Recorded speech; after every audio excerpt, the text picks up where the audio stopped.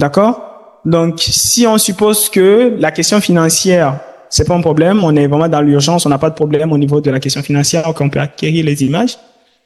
On peut faire l'acquisition d'images à J et à J+1. Donc, on suppose que c'est aujourd'hui qu'on a, par exemple, une inondation. Donc, on va demander des images dans l'urgence. On va avoir les images qui vont nous parvenir. Le processus d'extraction des caractéristiques, si on veut utiliser Mosaïque, on connaît très bien, ça ne va pas changer. Et on va pouvoir, en fait, du coup, caractériser cette zone-là et avoir l'information qu'on veut. D'accord? Et c'est d'autant plus intéressant parce que au final, sur des problématiques comme l'inondation, avec Mosaïque, on peut vraiment avoir, comment dire ça, une certaine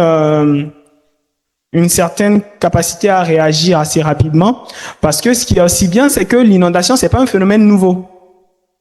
C'est-à-dire que en attendant, je peux ne pas en fait attendre d'avoir les images avant de commencer mon processus. Je peux aller chercher par exemple des images d'inondation, des images anciennes. Je peux développer un modèle là-dessus.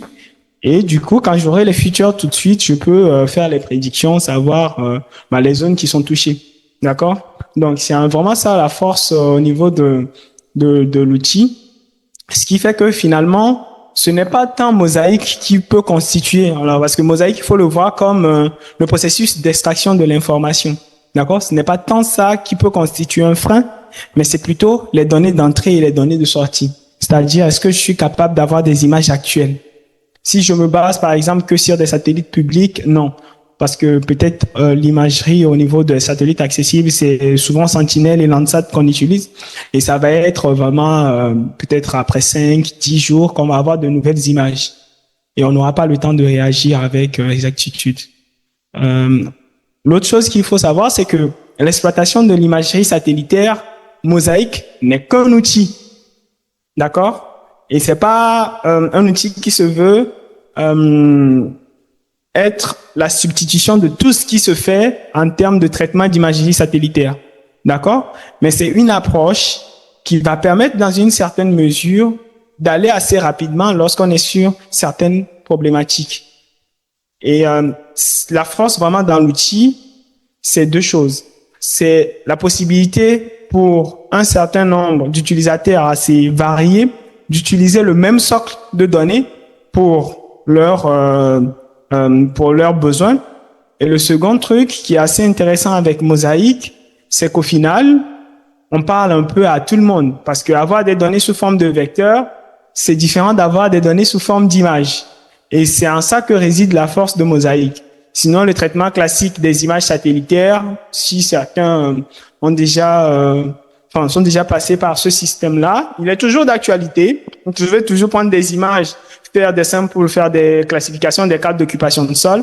On n'est pas sûr de la substitution, mais on est sur une approche différente qui va permettre de résoudre d'autres types de problèmes, moyennant un certain gain en termes de rapidité et de facilité d'utilisation. Donc voilà un peu la réponse que je peux vous apporter. Je crois que là c'est bon pour la pause, on va pouvoir y aller et on pourra reprendre. Ok.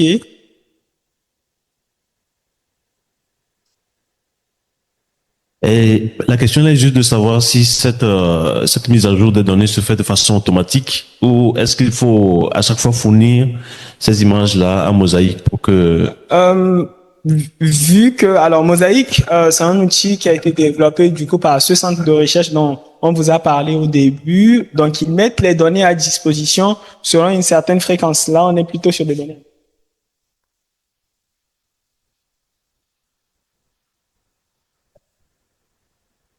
Ok. Donc, normalement, ce sont les données. Actuellement, au niveau de Mosaïque, nous, on a un peu plus de données quand même. On a les données, je crois, trimestrielles. Voilà, ce sont des données trimestrielles qu'on a. Mais comme je vous l'ai dit, Mosaïque, il ne faut pas voir que le côté caractéristique déjà extraite.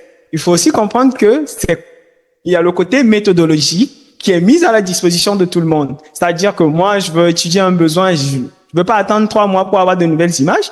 Je peux aller récupérer les images de Sentinel ou de Landsat. Je fais le même processus et j'ai mes features. Donc, c'est pas limitant. Vous avez les deux aspects. Donc, je pense le confrère de l'urbanisation, ça ne le dérange pas peut-être d'avoir des données trimestriellement ou annuellement.